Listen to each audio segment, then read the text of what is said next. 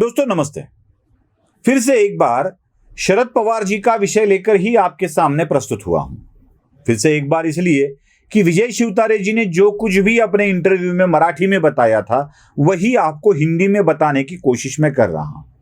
यह ज्ञान विजय शिवतारे जी द्वारा दिया गया है, यह भी आपको बताते हुए मुझे कोई हिचकिचाहट नहीं है। दोस्तों, शरद पवार को जैसे सहकारिता में महर्षि माना जाता है, वैसे ही शरद पवार को शिक्षा संस्थानों में सबसे बड़ा काम किया है ऐसा माना जाता है।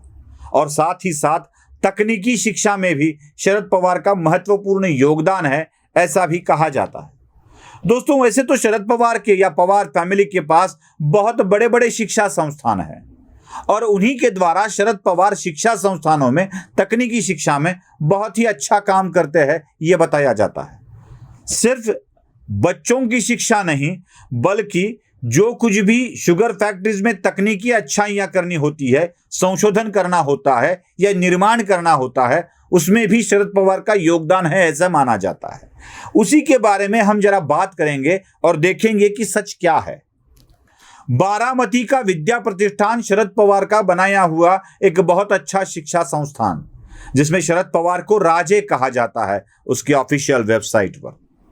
अब ये विद्या प्रतिष्ठान के जितने भी कुछ शिक्षा से संबंधित संस्थान है या इंस्टीट्यूट चलाए जाते हैं, क्या वो सारे के सारे सच में विद्या प्रतिष्ठान के हैं?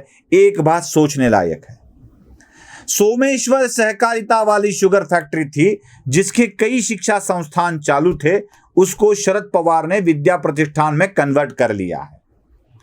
जो मुकुटराव जी के हाथ से बनाए गए संस्थान थे, उनको विद्या प्रतिष्ठान से जोड़ा गया, मतलब सोमेश्वर से हटाकर विद्या प्रतिष्ठान से जोड़ा गया। तो विद्या प्रतिष्ठान के सारे शिक्षा संस्थान शरद पवार के नहीं थे। जो शेम्बेकर जी ने शुगर फैक्ट्री बनवाई थी, मालेगांव शुगर फैक्ट्री जिसे कहा जाता है, उसी नाम से वो जानी जाती है, मालेगांव सहकारी साकर कारखाना, जिसे मालेगांव शुगर फैक्ट्री भी कहा जाता है। उस मालेगांव शुगर फैक्ट्री में इंजीनियरिंग कॉलेजेस, पॉलिटेक्निक कॉलेजेस है। उसका निर्माण शेम्बेकर जी ने किया था, जिसको बाद में पवार फैमिली ने अपने कब्जे में कर लिया था। उसके इंजीनियरिंग कॉलेज भी शरद पवार के नाम पर ही जोड़े जाते हैं, जो कि खुद शरद पवार की स्थापना नहीं है, जो शुगर फैक्ट्री की स्थापना थी। दोस्तों, बस बात इतनी तक नहीं रुकती है। आप जानते हैं, महाराष्ट्र का सबसे बड़ा, पुराना और समर्पण पर खड़ा हुआ शिक्षा संस्थान है रयत शिक्षण संस्था जिसे कहा जाता है। वो रयत शिक्षण संस्था कर्मवीर भाऊराव पाटिल ने स्थापित की थी। कर्मवीर भाऊराव पाटिल वो इंसान है जिन्होंने बच्चों की पढ़ाई के लिए अपने बीवी के मंगलसूत्र तक बेच डाला। चप्पल नहीं मिलती थी, पांव जलते थे, पांव में कांटे चुभते थे, तब अपने पैरों पर चप्पल न होने के न पहनते हुए चिंधिया बांधकर, कपड़ा बांधकर वो चलते थे और शिक्षा संस्थान खड़े करते थे। उसी शिक्षा संस्थानों को कर्मवीर भाऊराव पाटिल ने लोगों की मदद से बहुत बड़ा किया। लोगों के घर जा जाकर पैसे मांगे, माधुकरी मांगी, भिक्षा मांगी और शिक्षा संस्थान को खड़ा कर दिया। बाद में शरद पवार ने अपने रिलेटिव्स के आधार पर इसी संस्थान को अपने कब्जे में कर लिया और आज शरद पवार रयत शिक्षण संस्था के आजीवन प्रमुख है, आजीवन प्रमुख। इसका विस्तार महाराष्ट्र में बहुत बड़ा फैला हुआ है। अब आप ही सोच लीजिए, क्या शिक्षा संस्थानों के स्थापयिता शरद पवार है, रचयिता शरद पवार है? बस जो भी शिक्षा संस्थान बने हैं उनको अपने कब्जे में कर लिया है शरद पवार ने, बखूबी वैध तरीके से, संवैधानिक तरीके से कर लिया है। वो कहीं इलेक्शन से कर लिया है, लोकतंत्र के माध्यम से कर लिया है, या और कोई तंत्र हो अपने हाथ में ले लिया है इन सब शिक्षा संस्थानों को। ऐसा करने वाले शरद पवार को आज शिक्षण सम्राट भी बताया जाता है। मैं आपको फिर से एक बार बता दूं, ये सारे संस्थान मराठा समाज के लोगों के ही थे।